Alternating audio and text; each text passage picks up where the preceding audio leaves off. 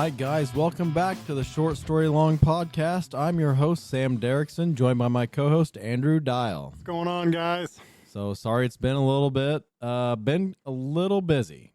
Been doing quite a bit in the garage. We're going to get to that in a little bit, but current events first and foremost.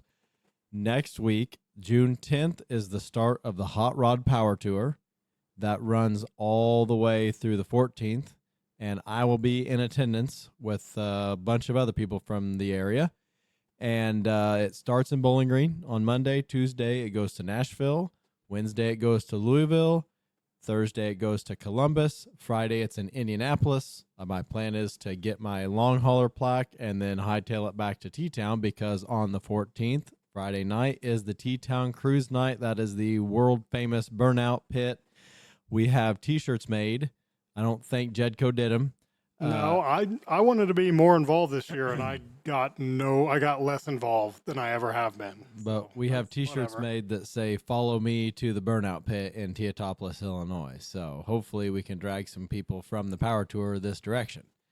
And then there is a Centennial celebration in Stewartson coming up that starts June 27th, goes through the 30th. That is Thursday, Friday, Saturday, Sunday.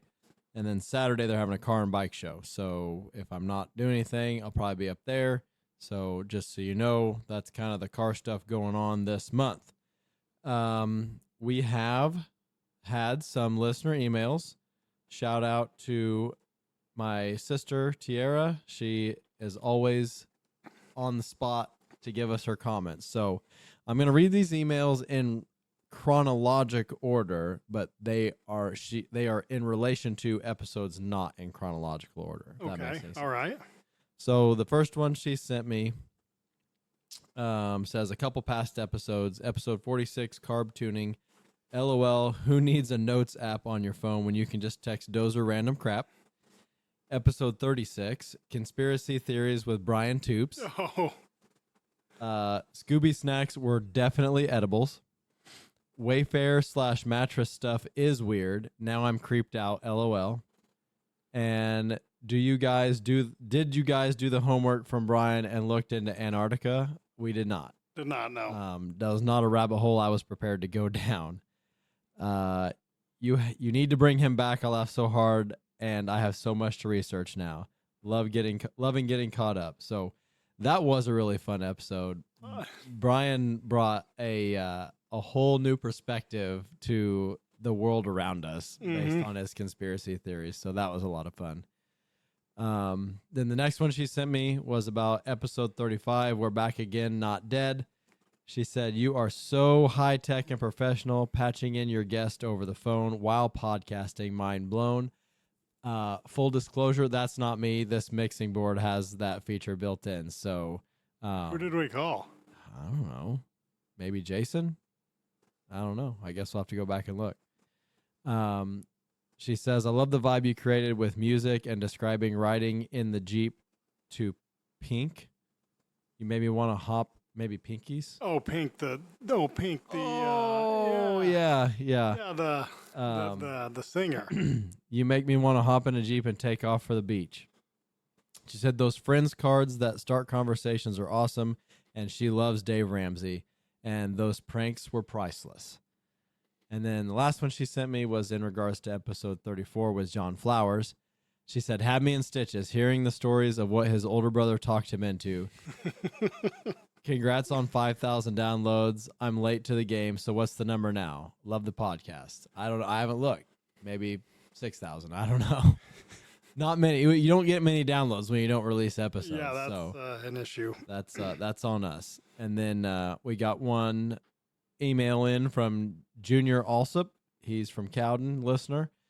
This is Junior Alsop, and I have a question for Sam. Have you always been good at selling products, or did you have to learn over time? And question 2, does Snap-on have any tool deals for fire departments? Cowden is in need of tools and would like to know if the company could help us out. So, to answer the first question, I share with my friend group every year. About 12 years ago, I posted a status on Facebook after dealing with somebody on Marketplace and at the time, Facebook would ask you a question when you logged in, like, how are you feeling or what's new or whatever. And when you made a post, it would say Sam Derrickson ... and then your post would be beyond that. So I was in the habit, I don't know if anybody else was like my status. It was the Wild West back it was the Wild West. So my status would be like, is feeling annoyed, because when you read it on Facebook, it says Sam Derrickson is feeling annoyed.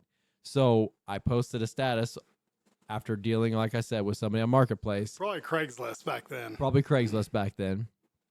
It said Sam Derrickson is glad he doesn't sell stuff for a living.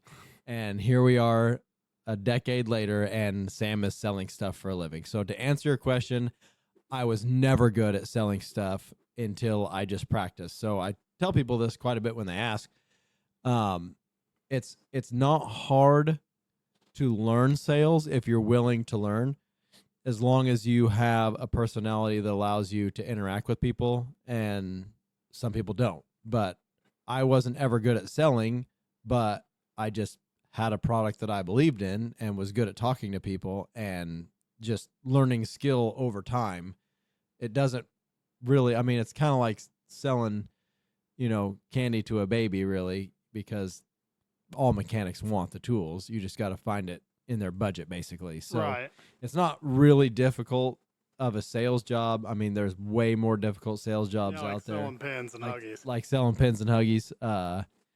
Scott Kaufman will tell you perfume sales is the most difficult sales that you can be in, and that's just because he did it and conquered it. So okay, I'm sure that's his excuse. And then as far as municipalities, the only thing that I can provide is if you have a tax ID for a municipality. Like I have a couple cities or villages that purchase tools off me, and they're just tax exempt because they're a municipality.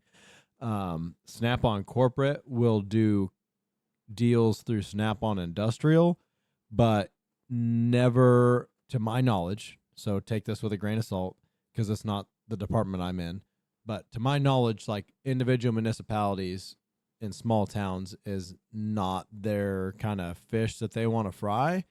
They go after like Caterpillar and Ford Motor Company and big corporations that are going to spend millions of dollars, and they'll give them $3 or $4 million worth of tools for $1.5 million.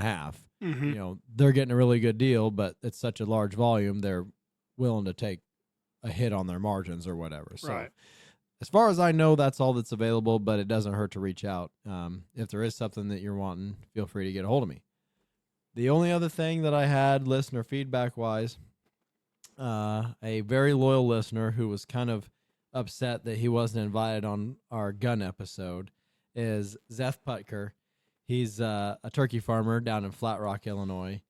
And he messaged me a couple weeks ago, and he said, bruh, Dozer should make a whole episode on the art of making excuses not to finish the Falcon. I thought your idea about the car was dope. And which we kind of talked, I don't know if we talked on the podcast, but after the podcast about how there's really no money savings because all the parts are already bought or whatever, and all the time spent getting the carburetor going could be spent getting the sniper going. And he says, I like your content.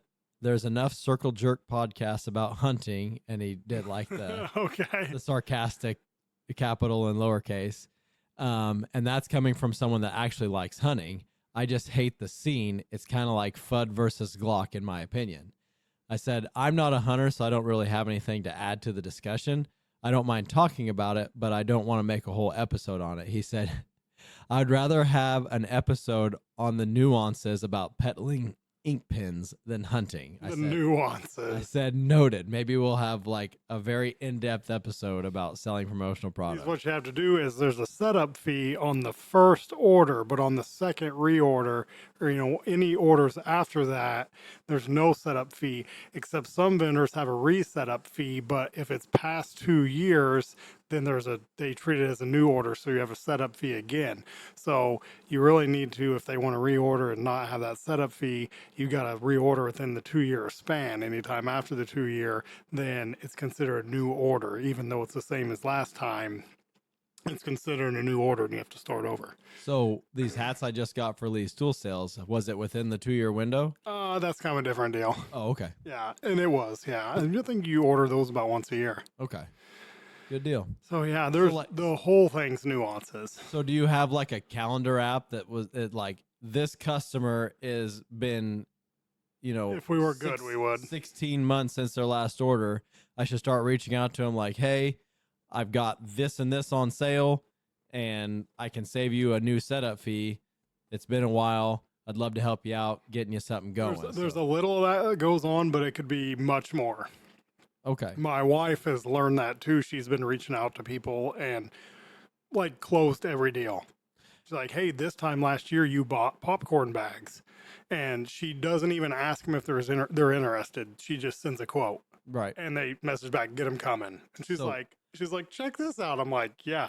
So blind quotes are a thing in my business, and you miss 100% of the shots you don't take, and it costs you and the customer nothing.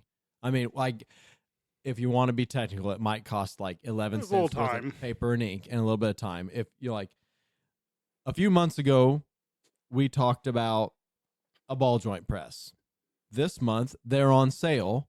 Here's a quote with the ball joint press and the 2 adapters that you talked about needing.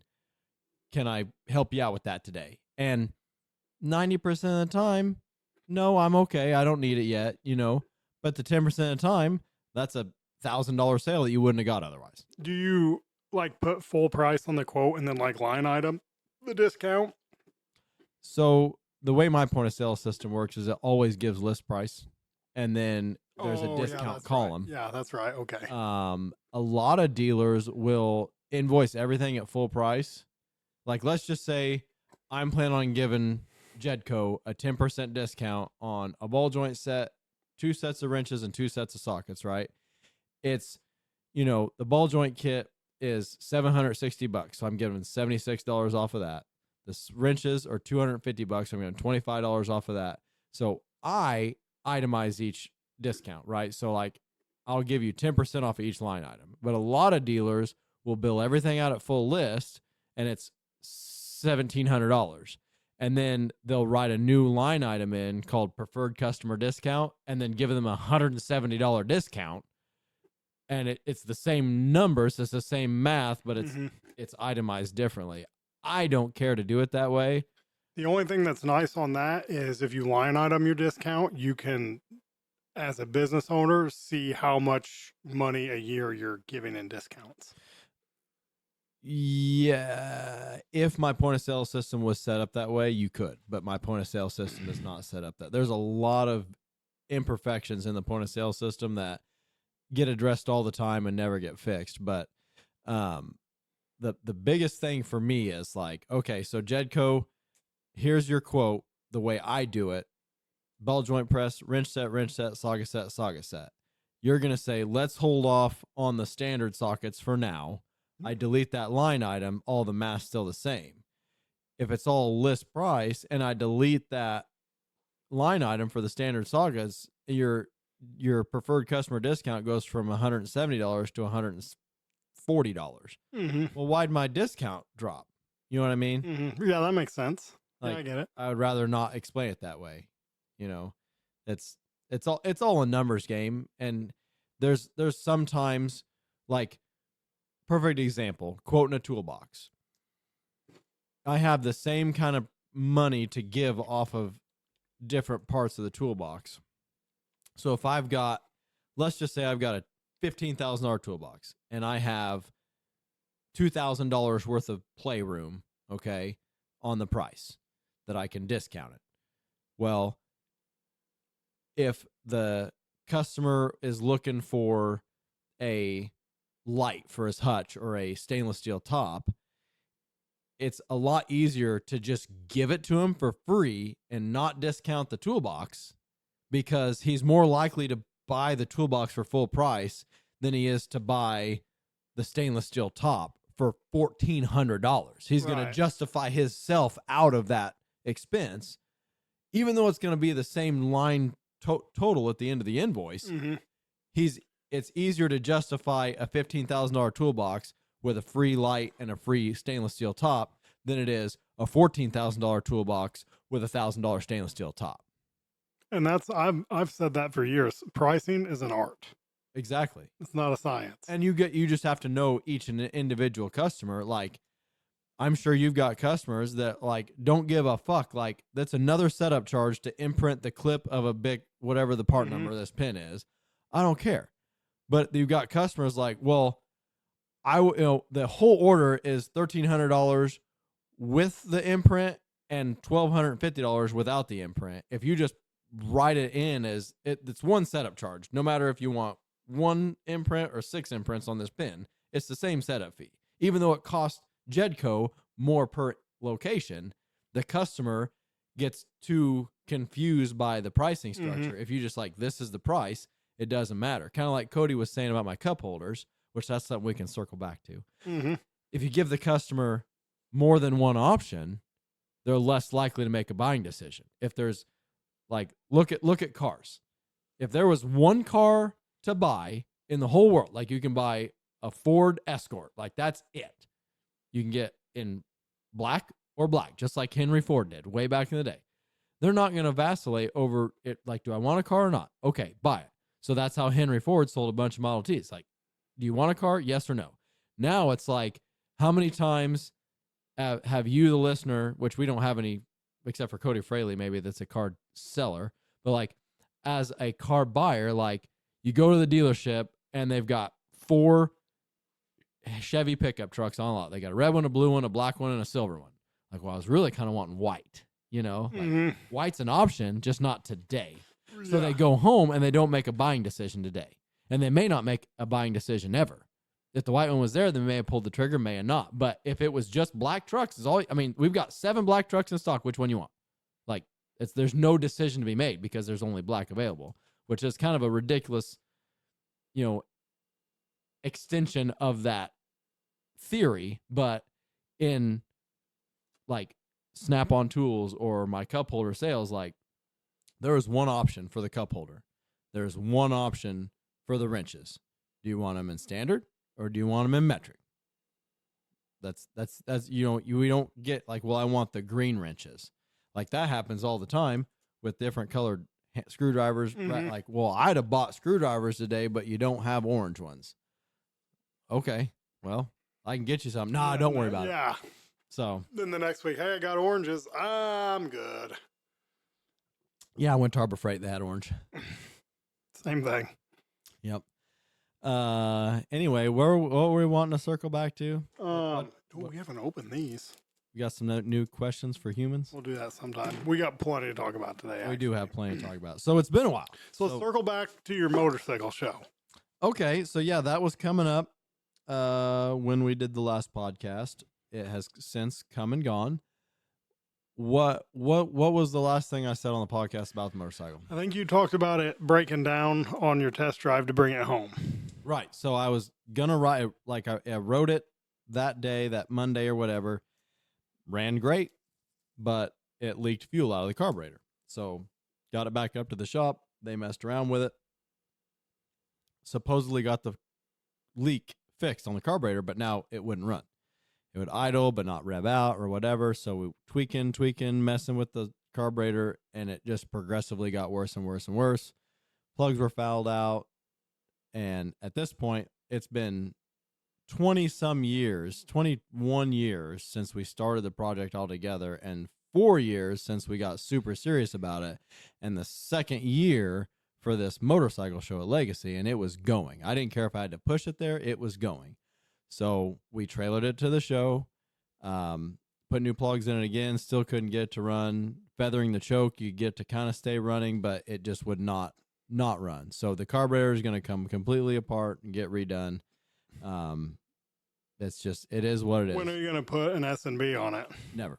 Okay. So the S&S requires a different intake manifold. Okay. And for that motorcycle, there's only one company that makes them.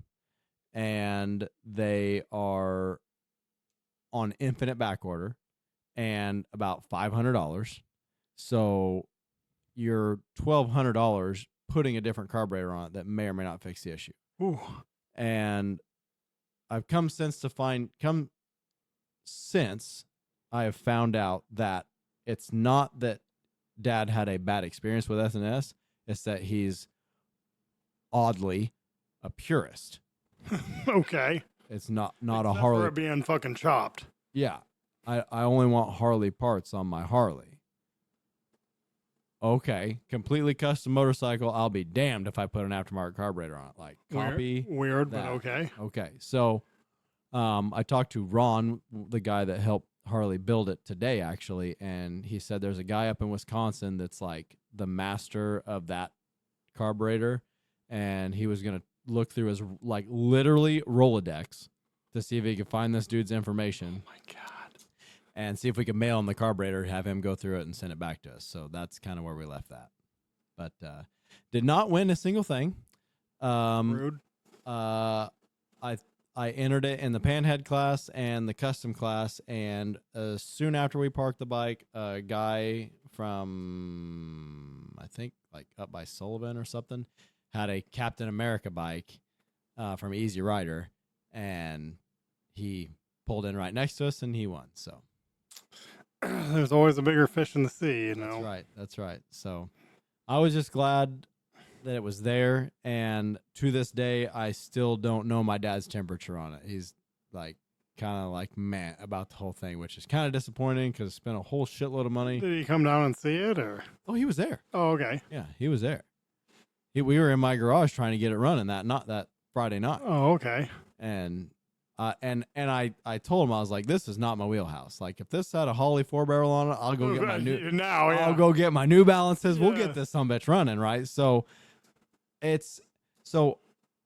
my line of work, I talk to all these different technicians, and one thing is power sports mechanics, ATVs, motorcycles, so on, they cannot fathom working on a car or a semi because everything's so big and so complicated or whatever, but a four-wheeler motorcycle is very simple.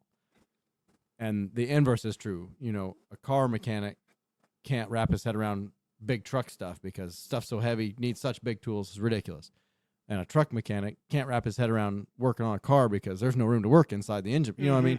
So everyone's got their own wheelhouse or whatever, but that motorcycle, like I said before, it's all the bad parts about an old classic car with none of the good parts, right? So, yeah, it uses SAE fasteners, but it's like you got to take one thing off to get to the next thing that needs to come off to get to the bowl screw to get the float bowl off the carburetor. Like, it's literally an external engine part that's hanging off the side of the engine, but you can't take anything off because the bolt that holds the carburetor bowl, the bolt that holds the carburetor bowl on, also holds a bracket that holds the carburetor up from sagging down and breaking the intake manifold. Like, what the fuck?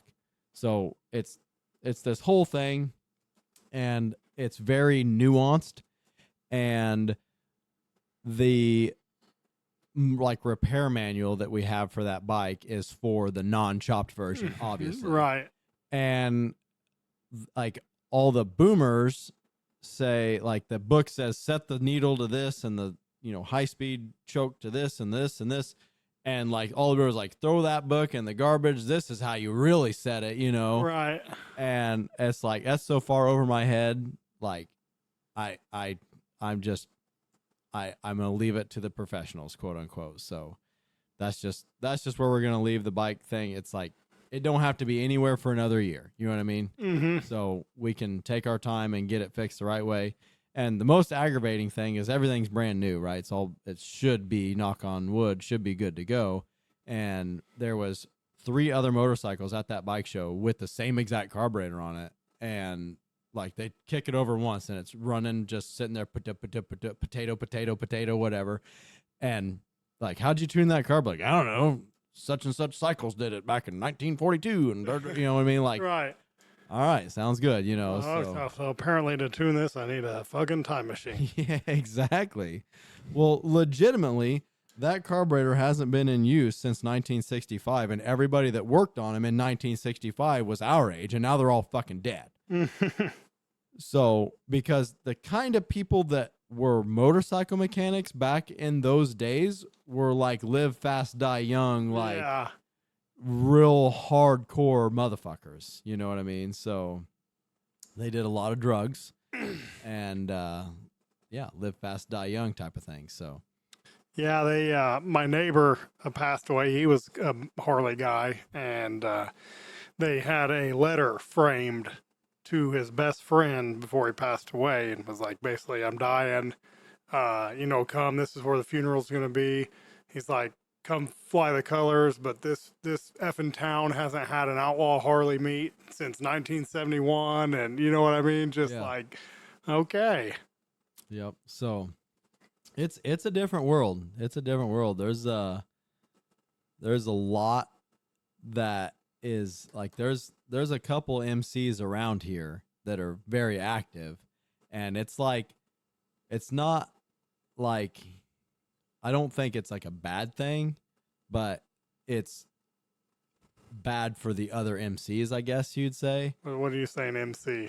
Motorcycle club. Okay, gotcha. So like I had 2 guys with colors on my truck one time several years ago, and I didn't recognize their club, but later someone drove by and saw their truck and their bike and their colors or whatever, because they were trailering to somewhere from far off, and they were 1%ers, which the 1%ers is like, the 1% makes everybody else look bad. well, they're like the what they consider to be the true bikers, right? Mm-hmm. Like they think like anybody with like a full dresser is like a yuppie, basically. Mm-hmm. But like the 1%ers are the guys that do bad things, fun to do bad things, right? with It's my a friends. lifestyle, Right? So, and I made the comment like, and they didn't shoot me, but I was like, I thought like, you're a 1%er, shouldn't you be riding your bike to this? Like, nice trailer, pussy. Yeah, I mean, that's kind of what I said in not so many words, basically. So, and then a couple guys were like, I can't believe you let them on your truck. Like, they're bad guys. Like, they're bad dudes. And I'm like, well, how bad can they be? They have to trailer their shit. Well, I was like, they probably have a CPAP machine. I have no affiliation with any MC, so like they're not my enemy. They might be your enemy, but like they have no reason to be hostile towards me. You know what I mean? So like that there are still MCs that are really hardcore, but knock on wood, all the ones I've interacted with are pretty relaxed as far as like it's okay to talk to them. Basically, it's not like the Hells Angels and you just look the wrong way and they'll slit your throat or whatever. Right. So, well, my neighbor had his own motorcycle club, and was it like now? So they're like, my dad was a NC, which is no club.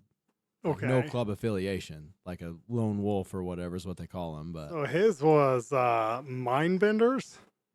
Okay. I think it's called. It was like a skull with a brain coming out of it. Okay. And he had a vest and everything. So it's a different world, and I think it's slowly kind of going away. Mm-hmm. Thanks to the UTVs. Yeah. Yeah. We need a UC, a UTV club. Yeah. Hell yeah. Oh shoot. Call it the slip and belt syndrome. I had an adventure over Memorial Day weekend. Yeah, tell us about that. So we went down to Southern Missouri Off-Road Ranch and went jeeping and camping with the kids. Went with Jason. It was I swore I wasn't going to go on any Jeep trips this year because I had that Alaska trip, and that was taking all my extra time and money. And, I had a Falcon to complete. Well, I decided I wasn't going to drink in the month of May. So the last day of... Which is honestly why we didn't do a podcast. So the last day of April, I'd finished the rest of my whiskey I had in the house. And under the influence, jeeping seems like a lot better idea than when I'm sober. Right? So I texted Jason. I was like, we need to do something. And the nice thing about having a JK is you're pretty much ready to wheel. So I got a Snapchat where you're like, if you're not working on this thing till midnight the day before you leave, like, are you really wheeling? yeah. So I was pretty much ready to go. My trailer needed more work than my Jeep. Typical. And that might be the point. That just might be where we're at in life too, because when we go wheel, we're not bouncing it off of trees and bouncing it up ledges. We've got the kids with us. We're camping, like we're just relaxing. Yeah. But Jason had all kind of upgrades from his tax return, and he had a long 30 days of staying up till 1 a.m, getting his stuff ready. Right. So took the welded diffs out and put lockers in, and got his cable shifters put in and stuff. I kind of helped with that. I found, possibly accidentally, that you can buy the DXFs for diff covers on Etsy. Mm-hmm. So I sent it to him, and he's like, "So you're telling me for $20 I can buy the files for diff covers?" And I was like, "Yeah." He's like, "Get them ordered." And I was like, "Okay, whatever." So next time I saw him, he gave me a $20 bill, and I hadn't ordered them yet. Didn't think he was serious, to be honest. Didn't really think he was serious, so I ordered them the next day. He scrounged up some metal from Stevens. Paid for it, actually, this time. They cut him a hell of a deal on it. They just must have had a random piece laying around. They're like, there's like $80 for like half a sheet, a 1/4 inch. And he's like, "Is this a good deal?" I was like, "That is an extremely good deal." Right. So we made him some diff covers. He put lockers in, had to do a bunch of work to his tow rig. He's made a couple of videos on his YouTube, which is Blonde Locks and Big Rocks. Yeah, I'll share a link to that in the show notes. Then we went down there. Trip down there went fine. The issue we ran into, we got there like at noon on Saturday. We didn't want to leave Friday night and have to set up camp in the dark. Yeah. So the issue we ran into was the weather. So it was gonna rain and not gonna rain, gonna rain, not gonna rain, gonna rain. And we're wheeling Saturday night, and my dad texts me a screenshot of a tornado watch for our area. And I was like, "Oh crap." So I sent it to Jason, and we wheeled after dark for the first time ever with kids, which it went insanely poor. Okay. Kids were tired. We woke up at 5 a.m, drove 5 hours. Didn't go well. So we did get to wheel a little bit with our rock lights on, like jeepers.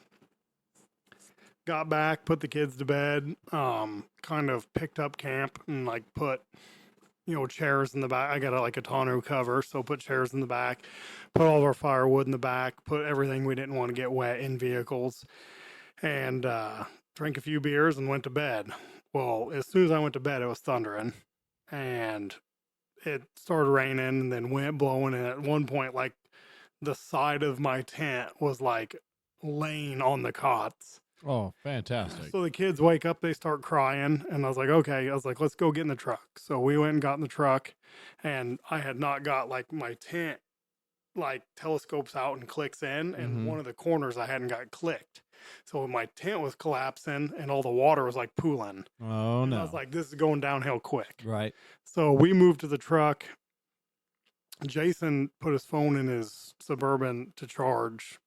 And he's like, "If you get a tornado warning, like alert on your phone, let me know." And so I kind of stayed up all night. They stayed in the tent and stayed semi-dry somehow. His tent's like an L, and I think he had some more like structure. Sure. My tent was just like a square, but I parked my Jeep on one side to block the wind, and I parked on the wrong side. So the wind was coming from another direction. Damn it. Side note, my Jeep has never had plugs in the floor, and in the summer it lets crazy amounts of heat through those little plugs. Yeah. So I bought plugs on eBay and plugged my floor to block the heat. Well, now when it rains, even with a soft top and soft doors, my floorboard filled all the way up with water. Sure. So, Jeep things. But we made it through the first night. We went and got in the truck, but you couldn't like roll down the windows. Because it's pouring in. because it's pouring rain, but it's like you're semi-moist from running the truck in the rain, your sleeping bags, everything. So it was like super humid in there, kind of miserable. I think I maybe slept 3 hours that night. Mm-hmm. I was just waiting for Jason, when's he going to go to a Suburban? He never did. We got up the next morning. It was still raining, so we went to McDonald's to eat breakfast. We planned on cooking every meal, but That did not you happen. cook outside. So looking back, could have maybe I brought like our Jedco canopy, but it was super windy. So I was like, let's just go to McDonald's. So we did that, got back, quit raining, started wheeling, and like one of the main roads through S.M.O.R.R is through a creek. And like the creek is like the main road through the park, and all the trails go off the creek. Right. So we're like, we're going to go, like, it rained hard all night. Like, this creek's going to be like bumper deep water. Like, it's going to be cool. No, same amount of water it was the night before. So Damn it. I guess that's just how rocks are. I don't know. I'm sure that night, it was crazy full. Right. It doesn't. It flows out. Yeah. Like, maybe while you were getting breakfast, it was a little bit going, but. So, we were wheeling, and Jason, before we started wheeling in the morning, he's like, hey, look underneath my Jeep. My steering doesn't feel quite right. My steering isn't centered. My steering wheel. I'm like, whatever. You know what I mean? Like, Shut up. yeah, his Jeep's basically a derby car. Like, has it ever been centered? Right. Like, so we start wheeling, and we're like an hour into it. He's like, dude, we need to pull over and check out my steering. He's like, it's not good. And I'm like, whatever. So we pull over, and I was like, turn left. He turns left. I said, turn right. You turn, and he goes, I can't turn right. He's like, I'm all the way right. I'm like, whatever. And I'm looking underneath his Jeep. I was like, wiggle it. He starts wiggling it. Pitman arm falls off the steering box. Dun, dun, dun. I was like, oh no. And the Pitman arm broke. Clean in half. Clean in half. So I thought, well, perfect. When we went to Windrock 2 Novembers ago, I had a control arm break, and my uncle had a portable welder, and we welded it up. I was like, that saved the day. Right. And so I built a stick welder. Jason had an old stick welder. I cut all the leads and put battery ends on them so I could stick weld with batteries. Untested, of course. Of course. So I was like, well, I guess we're going to figure out how to use this stick welder. And we couldn't get it. It was not going well. So we dicked around with that stick welder for an hour probably. Looking through the internet, I was electrode positive, which is what everybody says to use. But I think if I'd have went electrode negative, I would have maybe had better luck. I don't know. I don't know shit about stick welding. Right. So I jump in my Jeep with my kids, go back to the campground. I brought my Hobart 110 welder. Okay. So I was like, I go up to the office, say, hey, I've got this welder. I need a place to plug it in. They said, there's nobody in campsite 1. Go to campsite 1. Here's the adapter. So I was plugging my 110 welder into 220 with an adapter, which I assume just gives you one leg. One leg, yep. But I was like, I'll have plenty of power, Go to weld, it won't weld. I'm like, what? Look, there's no tip in it. What? Where the tip for this welder went, I have no idea. And if it like vibrated out in the back of the truck or something, I'm not sure. What the shit? So I was like, well, somebody in this park has a Miller tip. has a welder. Okay. And there's like rigs like what Cody brings to KOH. Like there's stackers and toters, and there's dudes with Service trucks and rock bouncers. Like there's serious people here. I would say it's some of the most serious wheeling in that part of the country. Sure. Probably 200-300 miles. So the first guy, I just pull up. There's like 3 guys standing around a rock bouncer. I said, hey, do you guys have a welder? And he looks at me and goes, why?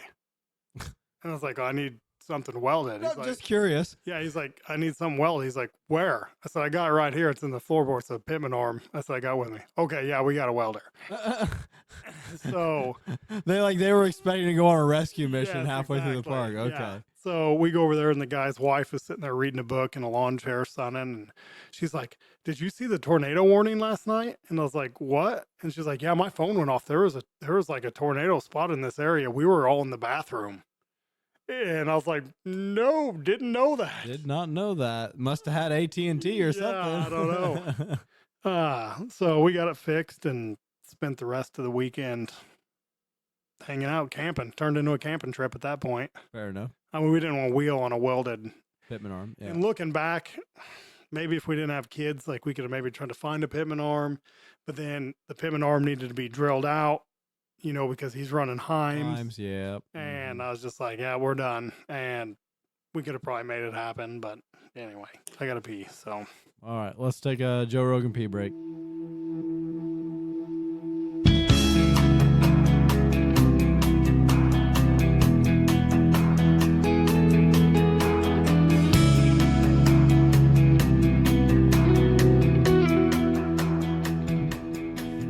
We're back. So in conclusion, I tell this story to everybody and they're like, that sounds like it sucks. Like, get stormed on, brake, don't do that much wheeling. So like usually when we go to Tennessee, we do around 80 to 150 miles. Sure. In multiple days. I set my thing. I think we did about 44 miles of trails. Which it's a smaller park. You don't have to go anywhere to get to a trail. But it was fine. It sounds shitty when I talk about it, but I still had a good time. We hung out with the kids. Kids hung out with Jason's kids. And a bad day of wheeling's better than a good day exactly. At work. Yep. So, Sam, what are you, I guess everybody knows you're prepping for Power Tour. Power Tour. How's that going? So, as of tonight, I am 99% finished. It's as good as it's gonna get. So similar to Jason's deal, working on his Jeep, I employed the law of what would be Newton's second law: an object in motion tends to stay in motion. Yes. So the act of momentum and doing one thing a day.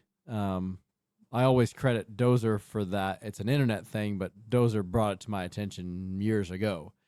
And it's no fun working on old cars and doing something you've done over and over, expecting a different result. That's the definition of insanity. But forcing myself out into the garage every single night just to do one thing. Well, one thing, like, you think it's like this is a 45-minute project. Well, in 10 minutes, it's done. Like, well, it's still only 8:15. I'm going to start on the next thing. And then you get it done, and it's 9 o'clock. And you're like, well, I could probably get this next thing started, like drain the oil. Like, it can drain for a day. You know what I mean? Like, just pulling the drain plug is going to take me 2 minutes to put the oil jug under it and pull the drain plug. And that gets me that much farther ahead tomorrow, So like that one thing a day, just forcing yourself to go out in the garage really paid off this time. And there was a few projects that I got done that I was super dreading. Basically have since the inception of that car, there was never a working fuel gauge. And I guess this is the short story long, so we can go down this we got time. This is what we're doing here. So it would bounce around.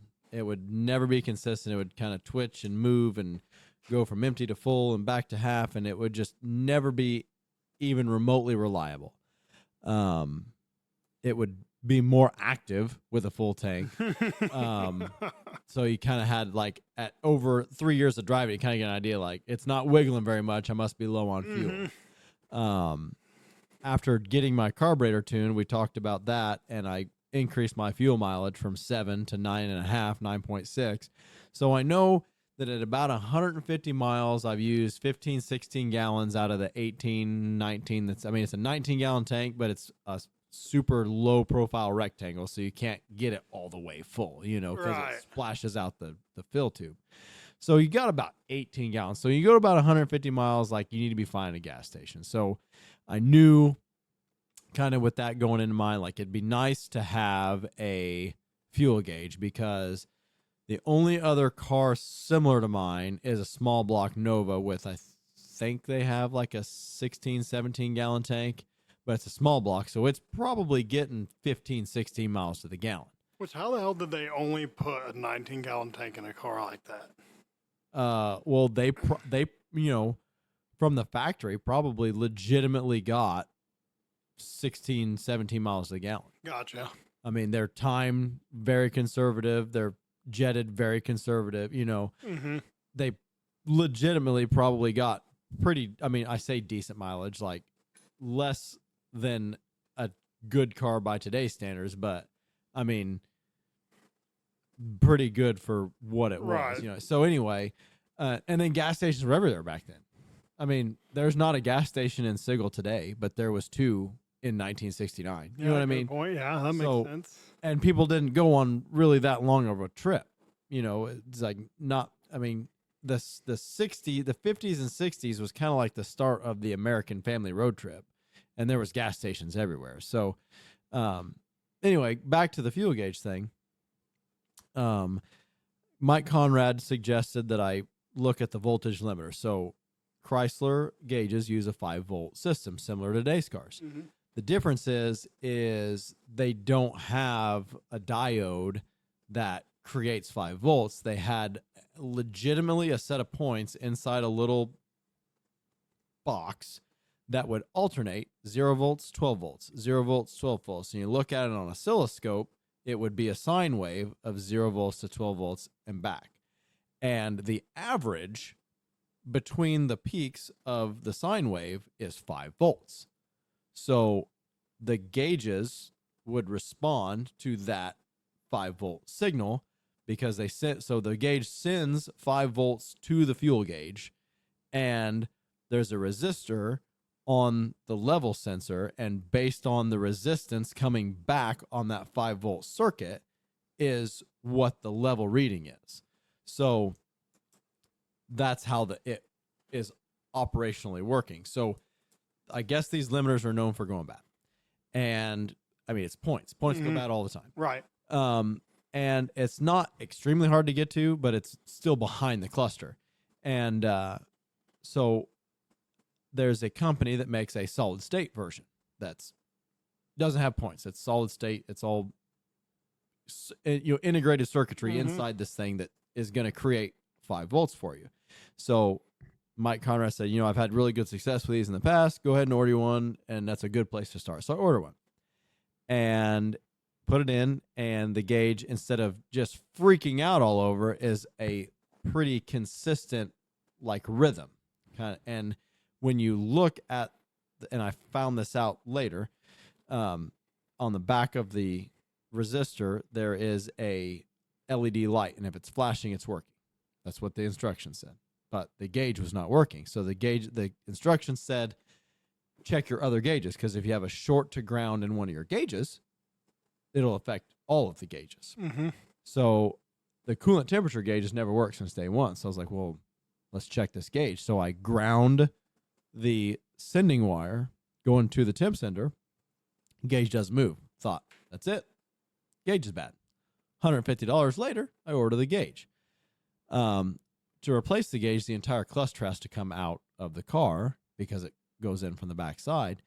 And to get the cluster out, you have to take the whole dash apart. And I mean, the whole dash comes apart.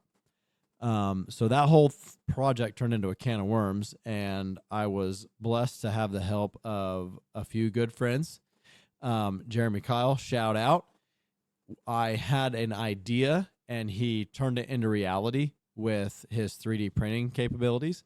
I don't smoke, so I have no use for an ashtray in that car. So the ashtrays come out so you can dump the ash out of them.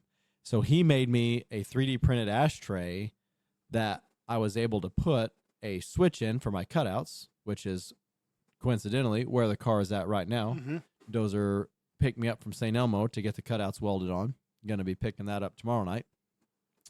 And a USB charging little round thing, because I wasn't really confident in the cigarette lighter working to just put like a cigarette lighter adapter in. And a 1,300-mile road trip, probably going to need to charge your phone once or twice. So that's right. So that was convenient because I had the whole dash apart and stuff. So order this new temperature sender or temperature gauge, put that in, and the temperature gauge isn't reading. So I was lucky to have the help of Logan Eubank, who has worked on that car extensively because he used to work for the company that I bought it from. And he was kind enough to come over and help me out. We did a whole bunch the night he was, we got a lot done. Amanda bought me the trim that goes around the back window that I Mhm. haven't put on in 3 years. We put that on. You know, we pulled the seats out to look for the build sheet. Wasn't there, but we did it. And, you know, vacuumed under the seat, got it all cleaned up and stuff. And so we're ohming stuff and we're voltage checking stuff. Like, what's the deal? And then we found out that so there's a resistance factor of this temperature sender. And as it heats up, the resistance changes. It has less resistance as it heats up. And that's what the gauge is reading. So heating up with a torch, because the engine obviously wasn't running, we would get an ohm reading. So we hook it all back up and heat the temperature sender up with a torch, and now both the fuel gauge and the temperature gauge are pulsing at the same rate as that LED that we can see now because the dash is out of the car. It's on its face, you know. So I'm like, man, I don't get that. So we're checking the ohm reading on the wire itself. We're checking voltage here, checking ohms there, and we're just fighting this for like an hour. And we're both just like lost. And I said, you know, I don't have an answer for this. It's getting late. Like, thanks for your help. I appreciate everything. But like, I got to go to bed. I got a meeting in the morning, you know, whatever. So I fire off an email to the company I bought the limiter from. I'm like, hey, I've replaced this. I've checked this. I have voltage here. I have ohms here. Where's the next place I should look? And the gauge cluster is a printed circuit board on the back, like most gauge clusters, and it had a website written on it. The previous owners had replaced that printed circuit board because they're known for being bad, and that company had their name on it. So I look at their website and I kind of see what they got going on. The next day I call them and I said, hey, the same as the email I sent up. I got this, and he asked me, what gauge am I running? Where I got it from, and what type of limiter I bought. And I told him it's from this place, and it's this limiter, and blah, blah. And he said, we got the wrong one. I said, what do you mean? And he explained to me that the one that I purchased in true boomer fashion is engineered to be inferior to match the original equipment limiter. Because, like I said, it alternates with points 0, 12, 0, 12. Well, this is a solid state on-off switch that LED is flashing every time it gives it 12 volts. 0, 12, 0, 12. And original factory gauges, the way the coils in them react, they're extremely slow to react. So they don't have enough resolution, for lack of a better term, in the sweep to pick up on that sine wave that limiter is creating. Whereas new style gauges are a much smaller, denser coil that are instant read. And they're literally on, off with that limiter. And they said, well, you need this style from blah, blah, blah. I said, well, where do I buy one of those from? We'll sell them. I said, send me one. So they sent me one from Canada, so it took forever. And then not an hour later, I get an email back from the company I bought it from, said, you bought the wrong one. And I'm like, well, that would have been, and this is boomer shit, right? I should have called. I should have made the phone call. I thought I could just order the son of a bitch off the internet and been fine. But nope, I should have made the phone call, and they would have probably asked me what kind of fucking gauges I had, and they would have told me I was the wrong one. But on the website, there was fucking two options. There was the one that fit my car and the one that doesn't fit my car, because they make two different ones. Well, turns out fucking his brohan makes the fucking other kind, and he copied him on the email. He's like, yeah, if you send the one you bought back and it works, well, the new one's $70. We'll send you a PayPal invoice for $25 if you give us the old one back, and we'll get you the new one coming. I was like, fuck it. Like, the one I have is trash. It is not going to work for mine or anybody else's application that I can even think to give it to. So I'll give another $25, but I'll just have to. I'll have a fucking spare. Shouldn't need a spare, but now I got a fucking spare. So plug it in. Fucking gauge works. No bouncing. Perfect. Should have fucking called. Didn't fucking call. Amazing. Again, when you're working on boomer fucking cars, just make the fucking phone call. So anyway, come to find out that I believe my sending unit, the float on it for the gauge is actually incorrectly positioned because I believe it's hitting the top of the tank, because when a tank is full, it reads half, and it reads half for about 75 miles before it starts to dip down below half. And then when it gets to about a quarter tank, I put about 13 and a half gallons in, which is about fucking right. You know what I mean? So at this point, I need to pull the sending unit out and bend, sweep it while it's plugged in and check the gauge, bend the float to make it work. But at this point in the game, having less than 7 days before we leave, I'm not going to cause any potential issues. So I was like, the ring could bend. I don't have a spare ring. If I do, I don't know where it's at. Gasket could be shot. Like, we're not opening the gas tank. It'll be fine for this trip. You know what I mean? It's reading when it needs to read. Yeah. Like, I would rather know the bottom half of my tank than the top half. Yeah. So that's good. We got, like I said, got the dash all back together, and they're like everything against Heartland Classics. I love the car, but it's got its issues. I believe they were working on my car and a 68 GTX at the same time, because I found a lot of parts in the car and at Heartland for a 68 GTX. And I know for a fact that I have the heater controls for a 68 B body in my car, not a 69 B body. I've confirmed this. And your dream is a 70?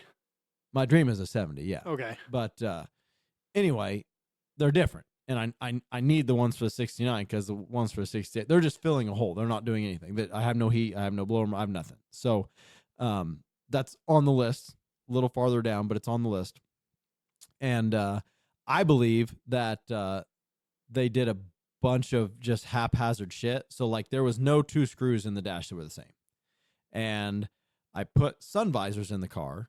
Amanda got me the actual vinyl sun visor, but didn't have the hardware. So, again, sorry to my girlfriend. She buys me all these car parts, and I don't install them, because it's not like, oh, I'll just go put wheels on my car. Like, right. Like, you got me half of what I need, and I'm too cheap, lazy, or busy to find the other half of what I need, So I got that in, and the whole thing stemmed from I didn't have the screws to put the sun visors in.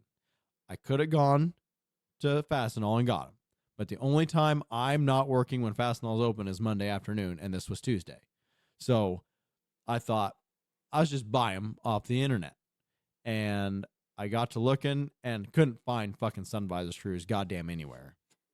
But when you Google B-body screws, there's a guy on eBay that sells a whole screw kit, and they're at swap meets and stuff too, but it's 119 screws. Every screw for the inside of a 69 B-body.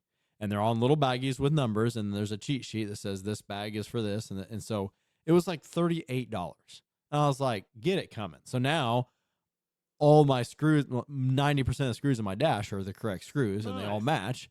And I got the sun visors in. Got that switch panel put in with the USB charger, so that's done. I got, while I was under the dash,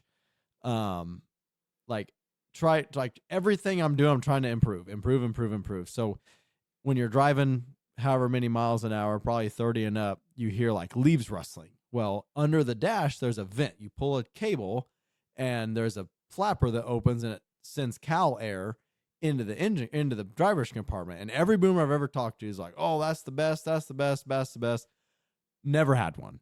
There's the one for the dart is missing, so there's just a hole that blows on you, no flapper. And there's a door on the passenger side that opens that Amanda uses all the time, but I've never had one, whatever. The one in the GTX was froze solid.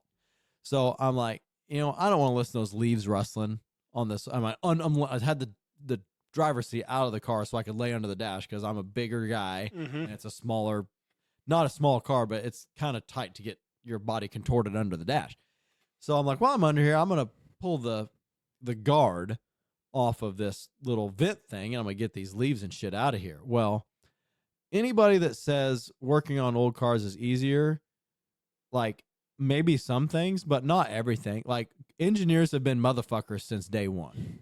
So there's 3 screws that hold the guard on this vent. 2 of them are by the brake pedal. Get them right out. One of them is literally 3/8 of an inch from the kick panel. The only way to get the guard off is I'm guessing before the whole vent tube assembly goes in. So I was pissed off. I was like, fuck it, I'll just break the sumbitch. So I like peeled, and it was still pliable enough that I could bend it out of the way, and I scooped all the leaves and shit out of it, and I vacuumed them all up, and I'm like, I wonder how this even works, right? So I'm looking at it, and I was like, okay, so this cable goes on this side, and it activates this, and it pulls on this. Like, okay. So I had some Panther piss with me because I fixed the passenger side wing window, the smoker window. Like the driver's side opens and closes all the time because I'm sure, just like the reason why my door was like falling off the hinges, because you use the driver door a lot more than the passenger door. So you use the driver's vent window more than the passenger. So the latch for the vent window is super tight. So I had the Panther piss on it, lubing it up so that Amanda can open it and close it herself from the passenger side. Before, I had to like basically use pliers when we stopped to open it and close it for her. So I spray the door open, and I open it up, more shit falls out of the cow, you know, and I spray more stuff on it, and I'm working that flapper with my hands and then noticing that the cable's moving. So I spray a little bit on the cable, and I'm just under there for half an hour just moving that door, and like spraying a little bit on the cable and like getting that lube all the way through that cable. Now that sumbitch is loose as a goose. It opens and closes, and let me tell you that like it is literally like driving with a Milwaukee leaf blower in between your legs. Nice. It is a shit pot of air comes through that sumbitch. So I'm super glad I got that working. Amanda's kind of pissed. An AC car does not, a normal non-AC car has one of those on both sides. AC car, you don't need a vent window on the passenger side. You got air conditioning. Mm-hmm. So they didn't put one on the passenger side. So she's pretty salty that I got air moving and she doesn't. But just like all those little things, like trying to make it better than how I started, basically. Mm-hmm. So last Saturday, we took it out to Gary Wines's, and we were able to take the door off, which was kind of a scary proposition. It was like, I joked, I was like, I got a Jeep now, you know, doors off of it, whatever. Exactly. And I was like, let's go cruising, you know. But took the door completely off the car and air hammered the door hinges or door pins out, which I bought for $10. I mean, some stuff for these cars is like dirt cheap. Like pins and bushings for that car were $10 for one door, top and bottom. But the labor of doing it is like a serious deal. So pull the door off the car, drill out and put the bushings in and replace the door hinges. And now the door shut. I mean, it shuts like, I mean, Gary's a body man. He tweaked on it and he moved the, I mean, we set the door gap and we got it. Did you go, damn it, Jimmy, this is some serious gourmet shit. Yeah. So, and then while we were there, we replaced the mirror because my mirror was just like you could move it with your fingers to see, but then as soon as you let go of it, it'd spring back up to looking at the sky. And not to go all Jason, but it was kind of like a spiritual moment. The 70 was like my goal, right? And full disclosure, I've always loved the 69 until Boss Man bought one. And I was like, well, now I can't have a 69 and him have a 69. Like, I want a 70 now. That way we can have a 69 and a 70. Like, we'll be boys. You know what I mean? Well, he's since got rid of a 69 and I own a 69. It's really grown on me. And looking at the fucking hip of that quarter panel in my rearview mirror, it fucking does it for me. Yeah. I mean, it's like, is it? You know, like a woman's figure, like when she's wearing like underwear and like you see her, like her stomach dips in and then her hip comes up and then her leg dips back, like when she's laying on her side, like that feminine profile. It's like staring at a G-string while you're driving. It is sexy, man. I just love it. I can't get enough. And then I can also see behind me when I'm backing up. Super handy. Super handy. Oh, my God. Oh, geez. That's why they make the rearview mirror smaller than the windshield, you know, because you're always moving forward in life. Don't be looking back. So, fun fact, the owner's manual of a 68 Dodge Charger is a yellow book with a windshield scene, like with a road. Yeah. And the rearview mirror has a Mustang in the rearview mirror on a 68 Charger owner's manual. Fun fact. I thought that was an internet joke. It's a real thing. Dang. The old horsepower wars were a real thing back then. Have you seen Ford versus Ferrari? When he like picks that Mustang apart, like this is a piece of shit. Like, who are you? And legit though, it kind of was. Yeah, they were. Yeah, as Like- a Mustang guy, they were. like throwaway cars, basically. They were engineered to last 10 years. Right. So the fact that they're still out there driving today is pretty Think how impressive. many have been turned into Coke cans, though. Oh, thousands. How many did they make? Oh, millions. Yeah. So Oh, well, that's good. We did you get some new footwear for this trip? yes. So I'm trying to think of how to start this story. So conveniently enough, you can return Amazon stuff to Kohl's. And I've been trying to eliminate potential points of failure.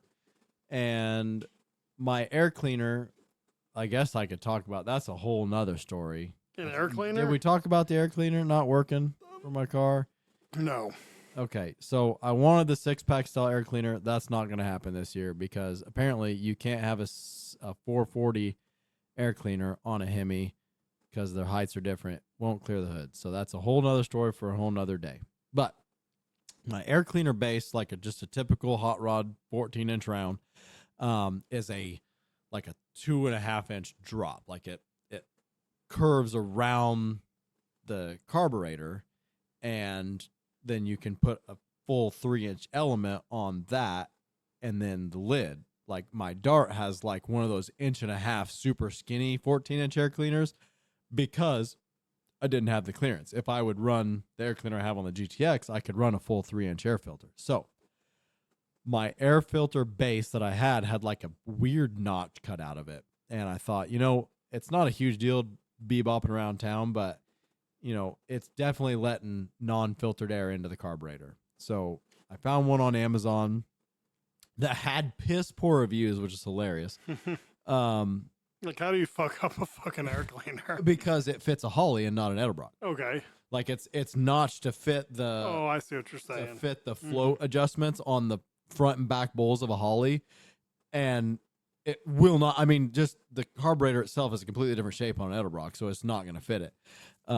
But it was identical in the pictures to the one that I had, so I went ahead and bought it, and then I didn't realize how incredibly difficult it would be to find a standard 14-inch air filter element because every boomer with a 14-inch air filter element wants a fucking washable K&N. Well, I've been down that road and bought the T-shirt, and I'm never going back.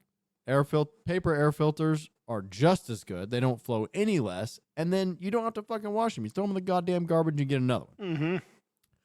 Well, it's kind of hard to find a paper element. Long story short, AC Delco sells them on Amazon for $10.75 a piece because guess what they fit? OBS Chevys, baby. Oh, shit. Oh, yeah. So I bought a couple of them, and one of them, the rubber on the top of the air filter element was like all separated and shitty, so I did a return on that. Went to take that back last night to Kohl's, and they gave me their 15% off your next purchase coupon, but it's only valid today. Mm-hmm. It's just a loss leader to get you to buy something. Right. And it fucking worked because I was on the phone with Dozer doing the return, and he's like, "You at Kohl's gonna get you some New Balance shoes or whatever?" And I was like, no. And I got that 15% off coupon. I'm like, fuck it. So I go over and fucking New Balance 608s, baby. They got I was like, if they got like that, because normally people don't carry 13s. And I was like, if they got my size, like, and I don't have to ask for them, I'm buying them. So I grabbed a 13 off the shelf, slid one on. I was like, oh, yeah. How'd it feel? Oh, I got goosebumps. Yeah? I got goosebumps. Yeah, just sliding the old 608 on my feet, buddy. Did your screwdriver fall out of your fucking pocket of your jorts? Yeah. So I'm like, this is it. And like, attention customers, our store will be closing in 5 minutes. So I'm like, all right, fuck it. So I cruise through the men's apparel area and the clearance area, like, surely there's some fucking jorts here. Like, I got to complete the ensemble. No. I'm like, all right, well, I'm going to Walmart anyway. I need a fire extinguisher. I need bug spray and all the things, right? I'm getting ready for this trip. I'm going to grab some Why things. are guys like this? What do you mean, like what? Like, hey, I'm getting ready to go on vacation. It's going to take me 2 months of spending every extra dollar, pain and suffering, and I'm going to go on vacation because I deserve it. And I'm also going to have to bring a toolbox and a fire extinguisher. Right. Anyway. I don't know. Anyway, so I go to check out, and she's like, ooh, that 15% off coupon does not apply to New Balance. And I'm like, of course it doesn't. Why would it? Like, yeah. Why would you give me a coupon that works? Like, of fucking course. Mm-hmm. I guess the good news is I got Amanda $10 in fucking Kohl's cash. So anyway, You bought them anyway. I bought them anyway. How much were they? $75 fucking dollars. Yeah, I thought tennis shoes were like $35. No, $75 fucking dollars. And But which you're like wearing these the whole time. not the whole time. Come on. I don't Your know. Feet, at your age, you should really consider quality footwear. So I I go to Walmart. They don't have. I'm on the phone with John Flowers like this whole time. They don't have jorts at Walmart either. Okay. And I'm like, this is fucking bullshit. Menards it is. So I didn't even fucking think about Menards. Didn't even fucking think about them. Guarantee you Menards has jorts. Garen fucking Buy the toilet paper. Didn't even fucking think about it. So anyway, I go to Walmart, get the stuff I need, and I go home, and I also bought exorbitant amount of money worth of Hot Wheels because I was told, never been on Power Tour, but I was told that certain small towns, like, they'll have like people just watching the parade of cars, which is impressive. I've been on the sidelines seeing the parade of cars before. And I guess some people, like when they see a group of kids, they'll throw, instead of candy, they'll throw Hot Wheels cars at them.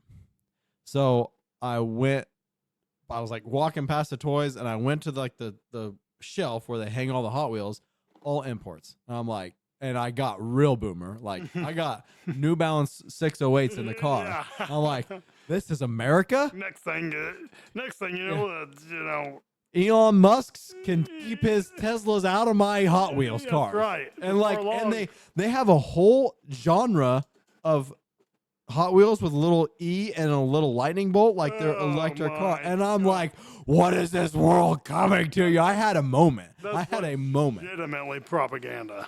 So I went, and I'm very terrible at Walmart. I don't go unless I have to go. And so, like, I'm bouncing back and forth. Like, I went to go get trash bags, and then I went to go get a fire extinguisher. I'm like walking past the toys. Well, they have like a kiosk in the middle with like a bucket, like a huge box full of Hot Wheels. So I just did what any red-blooded American do. I'm going to find me some American muscle. So I went through all 3 bins of this big fucking box, and I found 24 American-made cars that weren't stupid as fuck. And like, they had I wanted to buy it, but I didn't. They had like a fucking toilet bowl race car. It was like a toilet. I'm like, what the fuck is this? And they had a Pontiac Vibe. I sent you that in the group chat. That could be our fucking cover photo for this episode, the Pontiac Vibe. So anyway, bought 24 Hot Wheels. 2 of them ended up in my collection, unfortunately. So I've got 22 to hand out on the Power Tour. And got home, ordered jorts on the internet. And then I sent a Snapchat of my shoes to a few Snapchat groups and got mixed reviews. Unfortunately, the review I got from my girlfriend was less than stellar. And so I was like, okay, I'll just return the shoes. I wasn't 100% on them anyway, so I canceled my fucking jorts on Amazon. Oh, no. 30 seconds later, she's like, the only way I'm okay with this is if you get George to complete the ensemble. No. And I'm like, I literally just deleted him out of my Amazon. Like, I canceled the Amazon order. Like, just done it 30 seconds ago. And so I got back on there, and they're still going to be delivered on Thursday. So I reordered them again. And then I got some white. And so she said her biggest bitch was when I tried the shoes on, I had black socks on. Oh, you got white socks. Well, I know a guy that sells socks, right? So, so now I have a t-shirt. She got me a white t-shirt. She said I wasn't allowed to wear with the New Balance and the jorts. So now I need ideas on what boomer t-shirt to wear. Like, I guess like an American flag Old Navy shirt, but so Brent at the building has like Norfolk, West Virginia Pontiac Club. Oh yeah. Have you seen it? No. And it's got like a Pontiac GTO that's got like orange and black tiger stripes on. Like it's like the most boomer shirt. I was like, I am wearing that. I want to take that shirt on the power tour. So I gotta text him right now to remind him to bring that shirt to work tomorrow. So other than that, I text a couple other gentlemen that are going with our group that are within kind of our age range, and they are going to be partaking in the New Balance 608 Mafia with us. They're going to be doing the jorts and the 608s. God bless.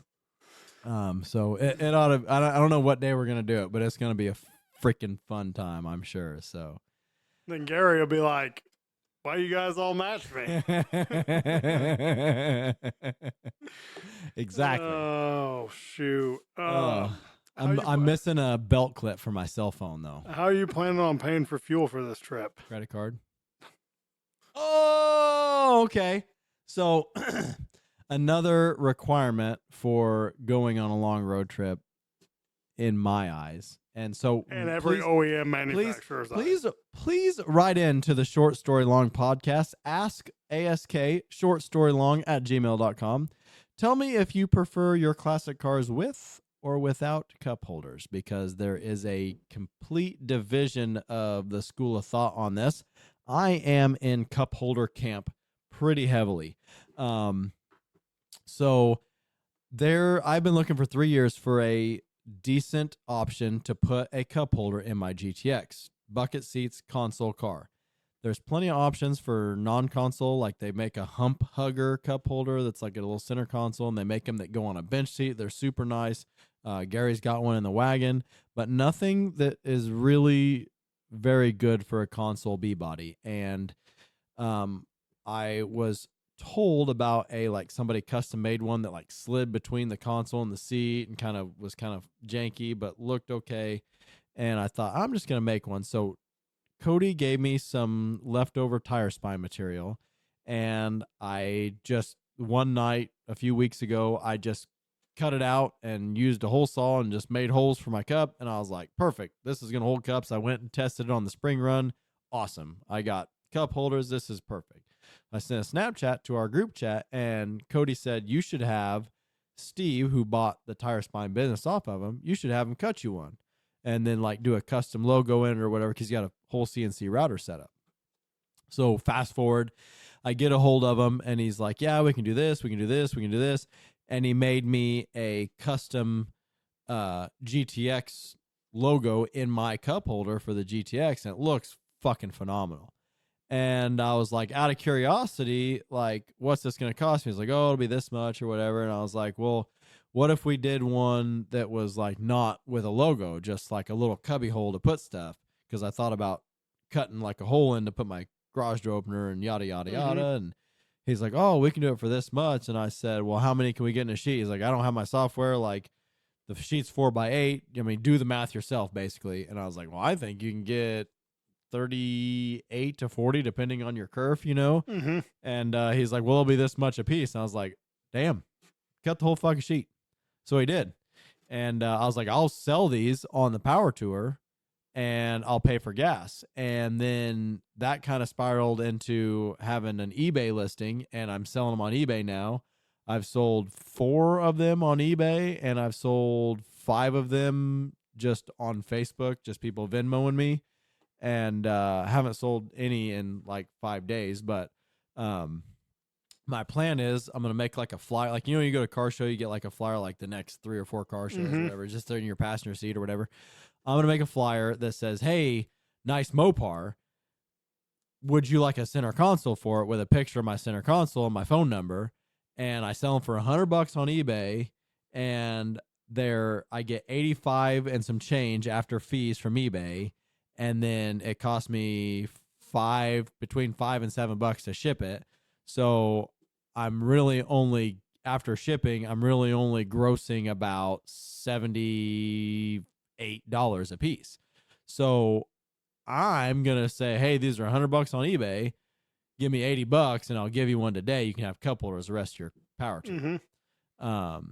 And we're going to see what that does. See if I can get rid of them all and have Steve make me some more, and maybe I'll be in the cup holder. I've had just as many people interested in the B-body ones as I have people wanting me to make them for the Cudas and Challengers and the Darts and the Dusters. So I guess when I get back from Power Tour, if I Feel so inclined, I will make more cup holders and maybe be the cup holder mogul of the 217 or something. I don't know. When's cruise night? 14th? 14th of June, cruise night. Be there or be square. I was trying to decide if I could get my Falcon going by then. I don't think I can. There's a lot to do yet, but like I told you, if you employ this momentum, one thing a day, like if you legitimately, if you commit to 1 hour a night welding, in 1 week you'd have your welding done.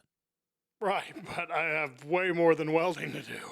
Yeah, but that's like from what you've told me, that's one of your big I don't want to do's. Like this whole thing is gonna take me fucking 7 hours to weld this. So just weld an hour a night, have it done in a week.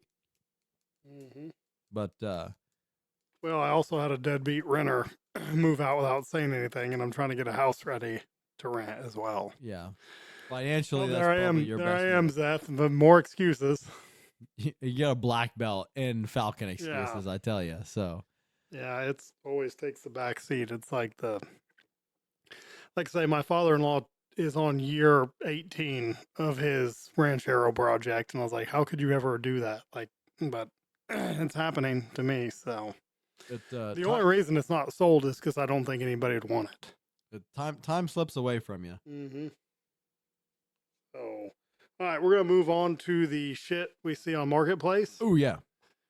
I only had one, I think. Did you? So it is a pair of chaps, leather patch. Assless chaps. Yes, assless chaps. Of which all chaps are assless. Otherwise it'd be pants. Yep. So it says aggressively used assless chaps, $25. Won't let me go any lower than used. Fair, but see title for more information. These bad boys are wrung dry and haven't seen the daylight in years. $25.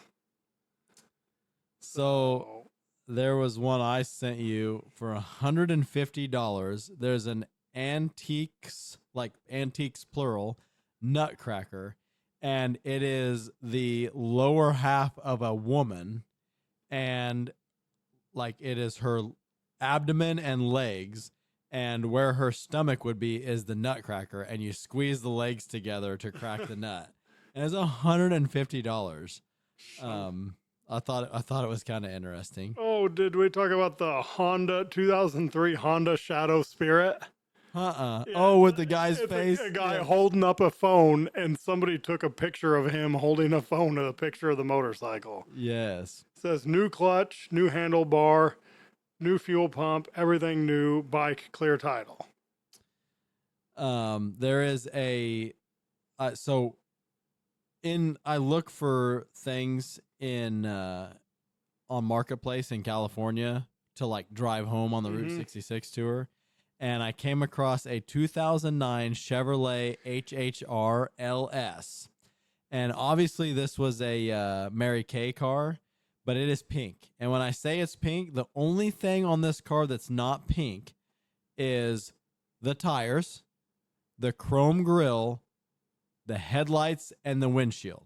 Everything, the trailer hitch is pink. The exhaust is pink. I guess the license plate isn't pink. The taillights are red. The rims are pink. The mirrors are pink. The seats are pink. The shifter's pink. The dash is pink. The floor is pink. The steering wheel's pink. The visors are pink. The headliner's pink. Everything on this car is pink.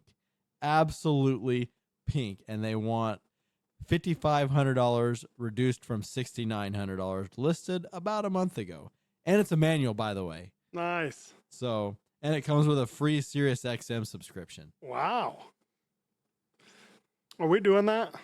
Sirius XM? Mm-hmm. I have it on my Jeep. No, the California thing. Oh, I would love to. I would Okay. absolutely love to. I need to schedule it in because I have plans for 2026. So, That's your caribou hunt? elk hunt, caribou hunts this year. Oh, California trips next year. okay. All right, let's pencil that in. Yeah. Pencil that Do in. it. Oh shoot! Maybe I'll have a falcon by then. That would be sweet. It won't happen. Why not? I don't know. Falcon for sale if anybody's interested. So, we went to a gentleman's name, Stuart. Little. That's what I said. Stuart. His last name's Landreth. Okay. Stuart Landreth. He lives like over by Toledo. Mm-hmm. He's an electrical engineer and like wicked smart, like fucking scary smart. So I went over to Chris Gebhardt's to try and help him on his Suburban, which he's taken, and he was having like a fuel gauge issue that I was trying to help him with, which after working on mine is completely backwards from a S.M.O.R.R, by the way. Mm-hmm. And we just texted him like, hey, it's doing this, and like we were diagging it with a multimeter, and he's like, it's probably a ground thing.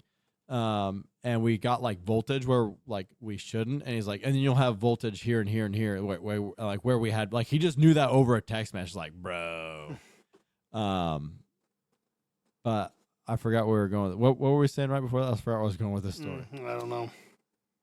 Oh, anyway, he's got cool shit. I was gonna tell a story about. I said I might have a falcon by then. No, I don't know. California, 2025. I don't know. It doesn't matter. Okay, cool. I was going somewhere super important with that and totally. Snap-on test AWP 120. So it's pliers. 12-inch slip joint pliers. Yep. What'd you learn? I didn't write anything down. I learned that a bad day, I said it, but a bad day of wheeling is better than a good day at work. And even if your tent falls in, as long as you don't get the tornado warning, you'll be fine. You'll be fine. And battery, series welding with a battery and stick welding doesn't really work that good. Not that great. Not that good. I learned you need a time machine to tune a Harley carb. To tune a Model M carb on a Harley. Oh, Harley carb, yeah. Harley, not Harley. Harley. Harley Carb. They put the wrong emphasis on the wrong syllable. You can't use the Amazon discount for New Balance shoes. Yeah. Which begs the question, what the hell can you use it on? for? Yeah. What else would you possibly need to buy in that store besides New Balance shoes? So I sent a picture of my 608s to John Flowers, and he sent me a picture of his 608s back. He got his at like Shoe Carnival with like there was like some kind of, he got his for $55. He saved $20. I was like, you son of a bitch. Wow. All right. Well, thanks for riding along. Do we do anything else at the end of these things, or do I need to delay till you get the music pulled up? I guess not now, brown cow. I guess I don't know. I would like to know our audience's opinion on cup holders, and to go along with that, what is your opinion on air conditioning in a classic car or just in general? In a classic car. Gary put air conditioning in his Chevelle wagon. It did not have air conditioning in the factory, and he's pretty stoked about having air conditioning on this trip. And funny, there's been some like, what are some must-haves, like emergency whatever stuff for the power tour, and there's people commenting like, make sure you have a good cooling system for the engine and the occupants. Like, as long as your car runs and runs cool, the next order of business over anything else is keeping the occupants cool, because there's a lot of sitting in traffic, and it's typically, summertime, pretty warm. So my GTX is an air conditioning car from the factory, and I like the fact that it has that option makes it more rare and or desirable. So why would you not want to bring that back is my kind of stance on it. So write in, tell us what you think about cup holders. Tell us what you think about air conditioning in classic cars. And if you have any cool marketplace finds, please send those to us. We love looking at those. And please put on your calendar the T-Town Cruise Night. I guess we can bring Dozer, you're in charge because I'll be gone. Bring some podcast huggies. Okay. So if you see one of us at the cruise night, hit us up and might get you some merch out there. So, guys, thanks for riding along with us, and we'll see you on the next one. See you later.